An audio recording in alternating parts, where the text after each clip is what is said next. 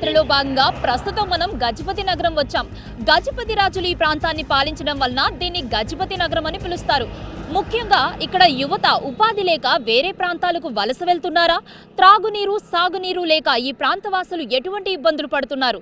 ఇలాంటి పరిస్థితుల్లో రాజకీయ నాయకులు వీరికిచ్చిన హామీలేమిటి? ఏ మేరకు అభివృద్ధి జరిగింది? ఈ నియోజకవర్గ ప్రజలను అడిగి తెలుసుకుందాం పదండి.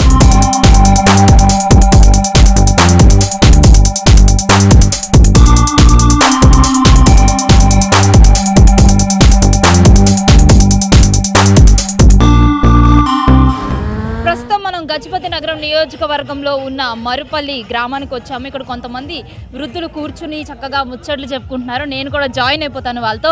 హాయ్, బాగున్నారా? పేరేంటండి? అప్పలేడు. ఏం చేస్తుంటారు?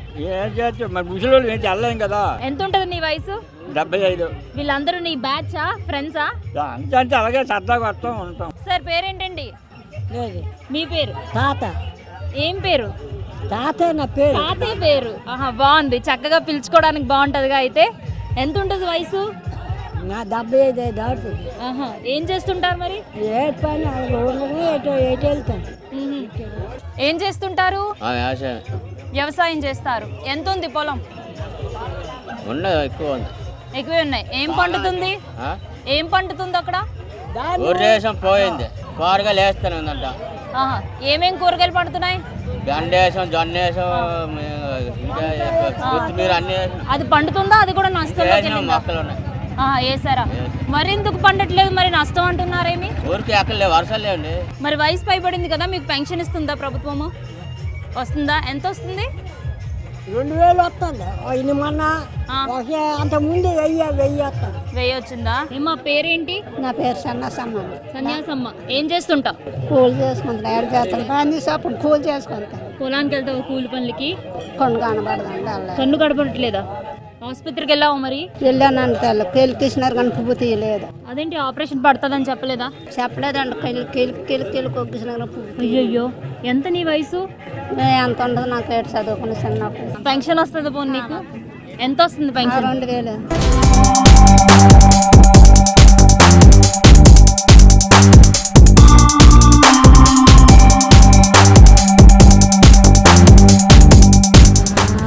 ఎన్ని షాపింగ్ మాల్లు, ఎన్ని కాంప్లెక్స్ వచ్చినా ఊర్లలో బడ్డీ మాత్రం ఖచ్చితంగా ఉంటుంది. అందరూ చక్కగా కవర్లు చెప్పుకుంటారు. నేను ఇంకొక ప్రాంతానికి వచ్చాను, వీరితో మాట్లాడదాం. హాయ్ తాతగారు, బాగున్నారా? బాగున్నాను. ఏం చేస్తుంటారు? రైతు పనే. ఇప్పటికీ రైతు పని వెళ్తున్నారా మీరు? ఉందా పొలం? ఉందా పొలం? కొద్దిగా ఉంది. కొద్దిగా అంటే 2 ఎకరాలు. 2 ఎకరాలు. 2 ఎకరాల్లో ఏం పండిస్తున్నారు? ఏ వరి, సోడి, ఇలాంటి పని. సోడి లేదు ఇప్పుడు, ఒరే. మరి ఏ పంట పండదు ఇప్పుడు. సోడి ఎందుకు పడట్లేదు ఇప్పుడు? పడడం లేదంటే నీరు మాకు వాటర్ తక్కువ. మరి ఇప్పుడు మానేశారు. వరిసేనే పండిస్తారు కానీ ఏ పంట అనేది మా ఊరికి. పెన్షన్ వస్తుందా మీకు? ఎంత తీసుకుంటున్నారు? 2000 ఇస్తాను. మరి మీ పేరండి? లోగిస సత్యనాయుడు. ఏం చేస్తుంటారు? వ్యవసాయం చేసిన ఇప్పుడు ఏడు చేస్తాం. 86 సంవత్సరాల వయసు. ఏడు చేస్తాం. వ్యవసాయం చేసినప్పుడు ఏం పండేది? అప్పుడు అన్ని సోలు, నూలు పండి ఇప్పుడు ఎలా ఉంది వ్యవసాయం? అప్పటికి ఇప్పటికి ఏమైనా మార్పులు ఉందా ఈ ఊర్లో? మార్పు అంది. పంటలు పోను ఇప్పుడు ఏంటి. ఇప్పుడు పండితే వరి పంటడం లేకపోతే లేదు. అందులో మా మెట్ట భూములు, పెద్ద కాలువ భూములు, రిజర్వర్ నీరు రాదు. మాకు రేటు పండుతుంది. ఈ పంట పోయింది. అందరూ పోయినా మాకు పోయింది. అంటే మీరు పొలంకి వెళ్ళినప్పటి నుంచి కూడా రిజర్వాయర్ నుంచి నీళ్ళు రావట్లేదా? మరి ఇంతకాలం నుంచి ఆ సమస్య ఉంది కదా, మరి ఎవరైనా పట్టించుకోలేదు. అంత నాయకులు లేరు మా కాసి. ఆ నాది రిజర్వర్ మాకు దగ్గరే. ఆ వాటర్ మరి మాకు అప్పుడు ఆ పెద్దలు అడిగినారు. మరి అప్పుడు కానీ మాకు రాలేదు. అంటే అవకాశం ఉన్నా రావట్లేదా? అవకాశం ఉంది. ఉత్తి మంచిదే ఉన్నది కానీ దాన్ని తెచ్చిన తాతనేడు. నేను ఉన్నాను తెస్తానని లేడు. ప్రతిపక్షాల నుంచి ఎవరైనా వస్తున్నారా హెల్ప్ చేయడానికి? 4 పార్టీలు వస్తున్నారు. ఇలాగే చెప్తాను. చెప్పి ఎవరి పని వాళ్ళు చేసుకొని పోతాను కానీ దీన్ని పాల్గొని అక్కడ కనపడలేదు. హలో సార్, బాగున్నారా? బాగున్నాము. ఎలా ఉంది ఊరు? ఊరికేం బ్రహ్మాండంగా 3 పువ్వులు 6 కాయలు. కాకపోతే ఇది అభివృద్ధి లేదు. అంటే అభివృద్ధి లేకుండా 3 పువ్వులు 6 కాయలు కదా.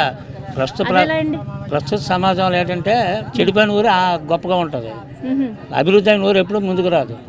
అందుకే మా ఊరు అయితే ముందుకు రాలేదు. ఈరోజు ఈ గ్రామంలో 50% అబో కూరగాయల రైతులు ఉన్నారు. రైతులు ఇక్కడ కష్టపడుతున్నారు. వాళ్ళకి గిట్టుబాటు ధర రాలేదు. వాళ్ళకి ఈరోజు కావాల్సిందంటే నువ్వు 10,000 ఇచ్చామనేది కాదు, వాడికి కావాల్సింది కిరోసిన్ ఈరోజు సప్లై లేదు. ఈ గ్రామం నుంచి సుమారు రోజుకి మినిమం 1 lakh వీటి గుడ్స్ వెళ్తాయి. ఈ పక్క గ్రామ పట్టణానికి. ఓకే. ఇది ఒక పట్టణం గజనారం టౌన్కి వెళ్ళడం కాకుండా ఇది చుట్టూ ఉన్న 3 జిల్లాలకు కూడా మా మరుపల్లి మెటీరియల్ వెళ్తుంది. కానీ ఇంటికి వచ్చేసాక ఆ డొక్కు ఆయనే మిగులుతున్నాడు గిట్టుబాటు ధర లేక. గత 20 సంవత్సరాలు బట్టి మాకు ఇక్కడ ఉన్న జరుగుతున్న జాగృతి ఏంటంటే భూమి ఒకటిదైతే పట్టా ఒకటిది. దాని గురించి ఒక ఉదాహరణ అమ్ముకొని కొన్ని ఏ రంగంలో మిషన్లో ఏవో కొనుక్కొని ముందుకెళ్దామంటే ఆ భూమి అమ్మడానికి నాకు రైట్స్ లేవు, అది ఇంకోళ్ళ పేరులో ఉండవు, అక్కడ రిజిస్టర్ ఆఫీస్లో అయిపోవడం. అలాగే సబ్సిడీ రుణం గురించి మనం కానీ వెళ్ళి బ్యాంకుకి వెళ్ళి రుణం తెచ్చుకొని ఏదైనా పెడదామంటే 1B కావాలి. 1B కావాలంటే అది నా పేరు లేదు, ఇంకోళ్ళ పేరు ఉంది. అట్టి ప్రాబ్లంలు గత 20 సంవత్సరాలు బట్టి ఈ గ్రామం అనుభవిస్తుంది. మెయిన్ ఇప్పుడు వచ్చే పెద్ద సమస్య అంటే హెల్త్ కేర్, మెయిన్ దోమ. ఈ దోమ గురించి ఆ కాలంలో చూడండి ఒకసారి, మీరు చుట్టూ గ్రామం చుట్టూ తిరిగితే పరిస్థితి ఉంది. ఏమని గ్రామానికి మున్సిపాలిటీ కాదు, ఇది పంచాయతీ. ఈ పంచాయతీ సెక్రటరీని అడిగాం అనుకోండి, ఇంకా నాకే నేను పాత డబ్బులు తీసాయి, డబ్బులు రాలేదు, నేను ఎక్కడ పెడతాను అంటున్నారు. గ్రామంలో యువత చాలా ఎక్కువ మంది ఉన్నారు, ఇక్కడ డిగ్రీలు చదివి కూడా ఉన్నారు. వాళ్ళని ముందు తీసుకెళ్లేందుకు ఏ ప్రభుత్వం వాళ్ళు కూడా స్కిల్ డెవలప్మెంట్, వాటి స్కిల్ డెవలప్మెంట్ వాడికి వృత్తి నైపుణ్యం ఓడగొట్టి కాబట్టి టర్నస్ కూడా బిగించిన వాడికి ఎలక్ట్రికల్ వాడికి 2వ పాలనకి వెళ్తాడు. టెక్నికల్ కార్యక్రమానికి వాడు వెళ్ళాడు కదా. అంటే ఉద్యోగ భృతి ఏదో ఇస్తున్నారు కదా. ఏం ఉద్యోగ భృతి అమ్మ ఎలక్షన్ పోతే చంద్రబాబు నాయుడు గారు 2000 రూపాయలు అనేది ఎప్పుడైనా వచ్చేది, జగన్బాబు అన్నాడు నేను ఇచ్చాను అంటాడు. ఇప్పుడు 3000 అంటాడు. ఏదో దేవుడు ఆ 3000 అయినా వచ్చేస్తే ముసలినా బాగుపడతారు. అయితే ఇప్పుడు హ్యాపీగా ఉన్నది ఏంటంటే పెన్షన్ తీసుకున్న వాళ్ళు మాత్రం హ్యాపీగా ఉన్నారు. వాళ్ళకి ఏంటంటే అత్త కోడళ్ళకి బాధలు లేవు, అల్లులకి మామూలుగా బాధలు లేవు. ఆ డబ్బులు ఉండడంతో వాళ్ళు శుభ్రంగా గుడ్డు కాయ పెంచుతున్నారు.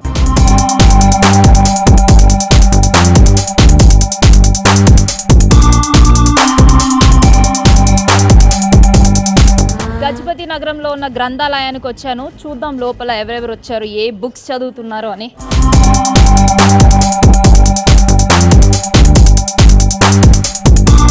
పేపర్ రీడింగా? అవునండి. అన్ని పేపర్స్ కవర్ చేసేస్తారా? చదువుతాం. మరి ఎలాంటి బుక్స్ దొరుకుతాయి లైబ్రరీలో? అన్ని రకాల బుక్స్ దొరుకుతాయండి. అన్ని రకాల బుక్స్, కాంపిటేటివ్ సంబంధించి కానీ లేదా ఆధ్యాత్మిక సంబంధించిన వాటికి సంబంధించి ఏవైనా. ఓకే. మీరు ఏమైనా ప్రిపేర్ అవుతున్నారా ఎగ్జామ్స్కి? నేను ప్రిపరేషన్ ఏం కాదండి, నేను అడ్వకేట్ని. అప్పుడప్పుడు నేను లైబ్రరీకి వస్తూ ఉంటాను. Okay sir. మీరు సార్? నేను మేడం ఫార్మర్, వ్యవసాయం చేస్తాను. వ్యవసాయం చేస్తూ ఉంటారు. ఇక్కడ ఏ బుక్స్ చదవడానికి వస్తారు? అంటే పేపర్స్ కొంచెం ఓల్డ్ పేపర్ చదవడం మిస్ అయినవన్నీ వచ్చి రీడ్ చేస్తాను మేడం. సమస్యలు అంటే ఇప్పుడు అన్నిటికన్నా ఫస్ట్ మా కాంప్లెక్స్ ఒకటి మేడం, అది ఎన్నో సంవత్సరాల నుండి అలాగే ఉంది. నేను ఇంటర్మీడియట్ 2004లో చదివిన కానీ ఆ కాలేజ్ మేము చదువుతున్నప్పుడు బస్సుకి వచ్చినప్పుడు ఆ కాంప్లెక్స్ అలాగే ఉంది మేడం. అది ఎటువంటి ఇంప్రూవ్మెంట్ అనేది లేదు. దానికి తోడు బస్సులు కూడా పెద్దగా అక్కడ వచ్చి ఆగడం చేయడం లేదు. ఏదో పర్సన్స్ ఉంటే వస్తాను బస్సులు, లేదంటే డైరెక్ట్గా అలాగే లాగిన్ చేయడం జరుగుతుంది. దాని తర్వాత మాకు చంపావతి డామ్ ఒకటి ఉంది మేడం. ఆ డామ్ అనేది ఎన్నాళ్ళండి అది అలాగే ఉంది. ఆ డామ్ ఇంప్రూవ్మెంట్ కానీ ఏమీ లేదు. అందులో చాలా చెత్త చెదారం అంతా డామ్లో వేసేస్తాండ్రు. ఇసుక తవ్వకాలు చాలా ఎక్కువైపోయాయి. గవర్నమెంట్ కాలేజ్ ఎన్నాళ్ళండో మాకు వస్తుందని ఇక్కడ అనడం తప్ప ఇంతవరకు ఎప్పుడు మాకు గవర్నమెంట్ సంబంధించింది లేదు మేడం. ఓన్లీ ప్రైవేట్ కాలేజీలో చదువుతారు మేడం. మరి ఇక్కడ లోకల్ లీడర్స్ ఎవరైనా పట్టించుకున్నారా? ఇన్ని సమస్యలు ఉన్నాయి అంటున్నారుగా. లోకల్ లీడర్స్ ఉన్నాయంటే అవన్నీ గవర్నమెంట్ చెప్తాను మేడం. కాంగ్రెస్గా ఉన్నప్పుడు మన బొత్స అప్పలనరసయ్య గారు చెప్పడం జరిగింది. ఆయన కూడా ఎటువంటి పరిష్కారం అనేది ఎప్పుడేం చేయలేదు. తర్వాత ఏమో నెక్స్ట్ టీడీపీ వచ్చిన తర్వాత ఇప్పుడు అతను కూడా చెప్పడం జరిగింది. ఆయన కూడా ఇటువంటి అనేది చేయడం అనేది జరగలేదు మేడం. అది ఈ మధ్య రీసెంట్గా గవర్నమెంట్ హాస్పిటల్ కొంచెం మాకు అనుకూలంగా రూమ్స్ అనేసి కొంచెం చేశారు తప్ప ఇంకే విధంగా అయితే లేదండి. ముఖ్యంగా మా గజపతి నగరం నియోజకవర్గంలో ఒక ప్రజల యొక్క జీవనాడి చంపావతి నది. ఈ నదిని పరిరక్షించాలని చెప్పి గతంలో కూడా అంటే అక్టోబర్లో గాంధీ జయంతి నాడు కూడా ఒక ర్యాలీ కూడా నిర్వహించాము. అంటే అందరూ కూడా ఈ ఒక నదిని పరిరక్షించాలనేటువంటి నినాదంతో చేయడం జరిగింది. కానీ ప్రభుత్వ సంబంధించినటువంటి అధికారులు సరైనటువంటి స్పందన కనిపించడం లేదు. కేవలం ఏంటంటే ఆ సమయానికి ఏదో చేస్తామని చెప్తూ ఉన్నారు తప్ప అది పూర్తి స్థాయిలో లేదు. ఎందుకంటే భవిష్యత్తులో ఈ నదిని మనం పరిరక్షించుకోకపోతే త్రాగటానికి కానీ లేదా వ్యవసాయానికి కానీ ఇదే ఆధారం, ఈ యొక్క చంపావతి నదే ఆధారం. కాబట్టి ముఖ్యంగా ఏ ఒక్క ప్రభుత్వం వచ్చినప్పటికీ నెక్స్ట్ ఎన్నికల తర్వాత ఏ ప్రభుత్వం వచ్చినా ప్రజాప్రతినిధులు ఖచ్చితంగా చంపావతి నది మీద ప్రత్యేకంగా దృష్టి పెట్టి ఈ ప్రాంత ప్రజలందరికీ ఆర్థికంగా లబ్ధి చేకూరాలి, వ్యవసాయం ముందు బాగా ఉండాలి అంటే నది చాలా అవసరం. అదేవిధంగా ఇక్కడ డంపింగ్ యార్డులు కూడా గతంలో కూడా చెప్పడం జరిగిందండి. ఈ చంపావతి నదికి ఆనుకొని డంపింగ్ యార్డులు అనేవి ఏర్పాటు చేశారు.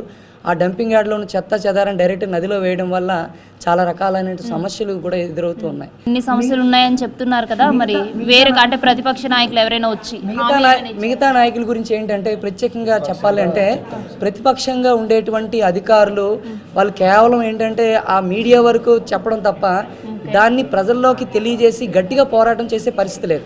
రాష్ట్ర ప్రభుత్వాల తాలూకు పనితీరు గురించి ఏదో రకంగా విమర్శలుగా తప్ప స్థానికంగా ఉండే నాయకులు కానీ స్థానిక సమస్యల పట్ల ఎటువంటి పరిష్కారాన్ని చేసే ప్రయత్నాలు చేయడం అనేది విఫలమండి. ఇంతవరకు ఎందరో వచ్చారు నాయకులు.